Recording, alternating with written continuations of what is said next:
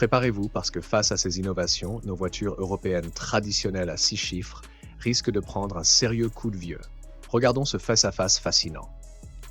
D'un côté, la Maestro S800, développée en collaboration avec Huawei et JAC, et de l'autre, une véritable institution, un monument automobile, la Rolls-Royce Phantom. La Maestro S800, c'est une limousine ultra technologique qui annonce jusqu'à environ 1000 km d'autonomie en cycle chinois CLTC selon la version hybride à prolongateur d'autonomie. À l'intérieur, c'est simple, on a l'impression d'entrer dans un jet privé. On retrouve un toit étoilé, des fauteuils arrière de type capitaine avec fonction massage et repose-jambes, et surtout tout l'écosystème logiciel Huawei avec conduite semi-autonome extrêmement avancée. Très franchement, en matière de technologie embarquée et d'expérience utilisateur, ça dépasse largement ce qu'on retrouve aujourd'hui dans une Mercedes-Benz classe S traditionnelle. Et voici le véritable point de bascule. Le prix annoncé en Chine démarre autour de 130 000 $ selon les versions et les taxes locales. Quand on compare ça aux tarifs complètement délirants des limousines ultra luxe européennes qui dépassent facilement les 450 000 $, on comprend immédiatement pourquoi les constructeurs historiques commencent à s'inquiéter sérieusement. On le sait tous, dans le segment du grand luxe en Europe, la décote et la valeur de revente peuvent devenir un véritable cauchemar pour le propriétaire. Mais ici, grâce à des architectures électroniques ultra modernes capables d'être mises à jour à distance, ces nouveaux modèles évoluent constamment avec le temps. Le but est simple, éviter que la voiture paraisse dépassée après seulement quelques années. On continue avec un autre combat poids lourd, l'Aito M9 face au Mercedes-Benz EQS SUV. Le positionnement tarifaire de l'Aito M9 est probablement l'un des plus agressifs du marché actuellement. En Chine, le SUV démarre autour de 64 000 $, alors qu'un Mercedes-Benz EQS SUV bien équipé peut facilement dépasser les 130 000 $. Mais attention, l'argument massu ne se limite pas au portefeuille. La sécurité atteint un niveau impressionnant avec une structure renforcée à très haute résistance, tandis que l'habitacle mise complètement sur l'expérience premium et technologique. À l'arrière, les passagers profitent d'un immense écran cinéma escamotable de 32 pouces directement intégré au plafond. On a littéralement l'impression d'être dans un salon roulant ultra connecté. C'est cette fusion entre technologie, confort haut de gamme et prix agressif qui commence à bouleverser complètement les codes du marché premium mondial. L'aérodynamisme de science-fiction et les performances pures. Là, on va parler d'architectures électriques de très haut niveau et d'une efficacité énergétique redoutable. Pour bien comprendre la révolution électrique actuelle, il faut regarder ce qui se passe sous le capot, ou plutôt dans le plancher. On parle ici de plateformes électriques extrêmement avancées. Prenez la NIO ET9. Cette grande berline de luxe repose sur une architecture électrique de 900 volts extrêmement sophistiquée. Résultat, elle peut récupérer plusieurs centaines de kilomètres d'autonomie en seulement quelques minutes sur borne ultra rapide, littéralement le temps d'un café.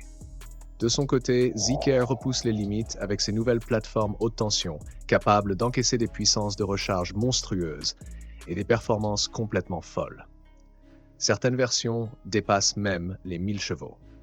Et pour couronner le tout, BYD impressionne énormément avec sa marque ultra premium Yangwang, notamment avec le Yangwang U8, un SUV spectaculaire capable de réaliser des manœuvres totalement inédites grâce à ses 4 moteurs électriques indépendants. Mais pourquoi ces architectures haute tension sont-elles si importantes? Parce qu'elles permettent une recharge beaucoup plus rapide, une meilleure gestion thermique et surtout une efficience énergétique supérieure. Moins de chaleur perdue, c'est plus d'autonomie, de meilleures performances et une fiabilité potentiellement améliorée sur le long terme. Moins de surchauffe, c'est moins de panne, une meilleure fiabilité et, au bout du compte, des coûts d'entretien largement réduits sur le long terme. Et le design extérieur n'est absolument pas en reste. C'est précisément ici que l'ingénierie futuriste prend tout son sens. L'Avatre 12, par exemple, a fait un choix de conception extrêmement audacieux, supprimer complètement la lunette arrière. À la place, on retrouve un système de caméra haute définition couplé à plusieurs capteurs LiDAR intégrés dans la carrosserie pour assister la conduite autonome avec une précision impressionnante. Et tout ça pour un tarif qui démarre autour de 40 000 $ sur le marché chinois, avec l'ambition très claire d'aller concurrencer directement des modèles premium européens comme la BMW série 8 Grand Coupé ou la Porsche Taycan. Ensuite, regardez la nouvelle génération de berlines électriques ultra aérodynamiques développée par Geely et ses marques premium comme Zeekr.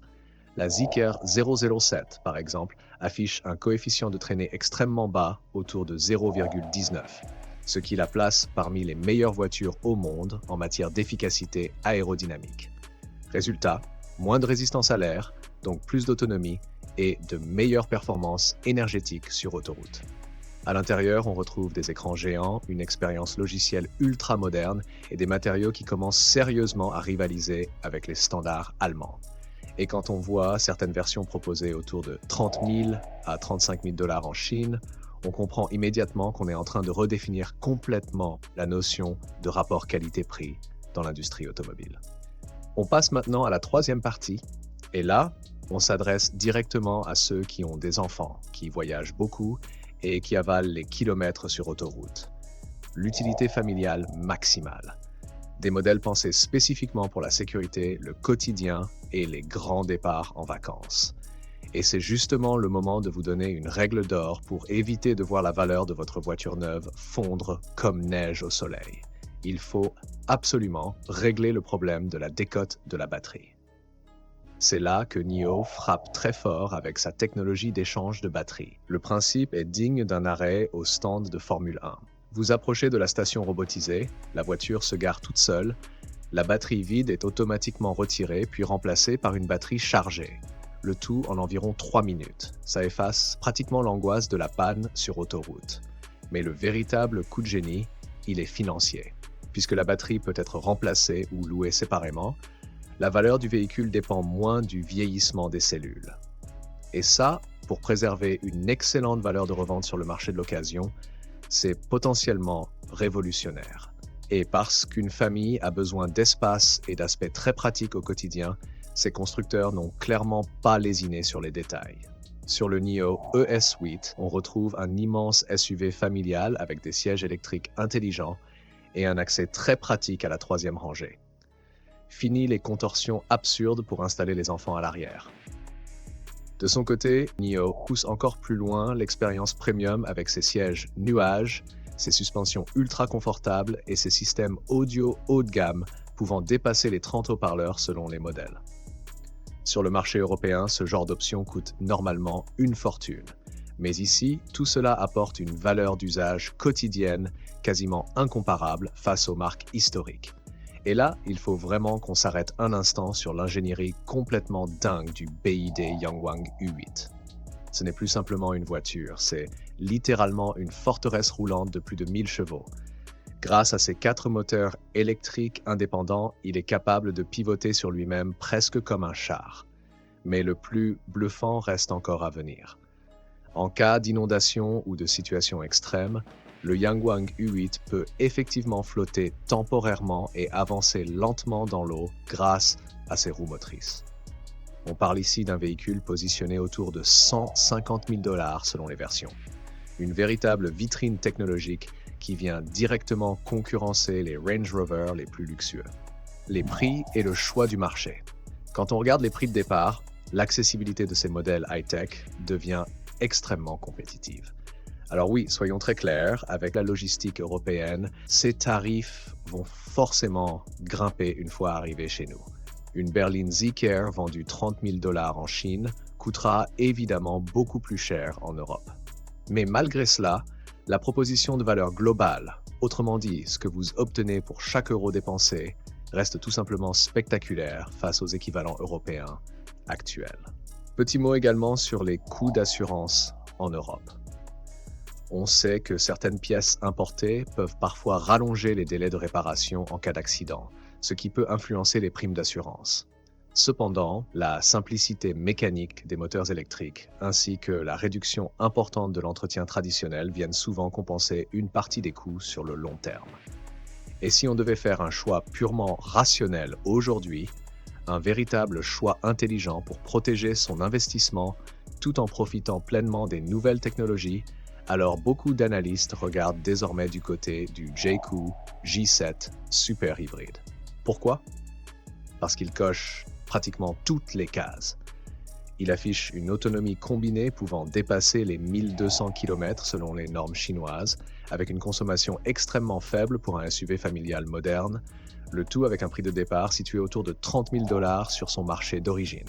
Pour les familles, c'est quasiment l'outil parfait. Les nouvelles générations d'hybrides rechargeables offrent une excellente polyvalence pour les longs trajets, une forte tranquillité d'esprit et une dépendance beaucoup plus faible aux bornes de recharge. Et surtout, ils viennent désormais concurrencer frontalement des références historiques comme le Toyota RAV4 ou le Ford Kuga. Et tout cela nous amène à une question fondamentale, celle sur laquelle on va se quitter aujourd'hui. La loyauté aveugle, et surtout financière, envers nos marques automobiles européennes traditionnelles, est-elle encore économiquement justifiable aujourd'hui? Face à une telle déferlante technologique, face à des coûts d'entretien réduits et à un rapport qualité-prix devenu aussi agressif, nos vieux réflexes méritent peut-être enfin d'être sérieusement remis en question. Il est probablement temps de réfléchir profondément à ce qui constitue réellement un achat automobile intelligent, pragmatique et durable dans le marché automobile d'aujourd'hui. Merci à tous d'avoir suivi cette analyse sur Bonplan Auto. Prenez soin de vous sur les routes et à très bientôt pour un prochain décryptage.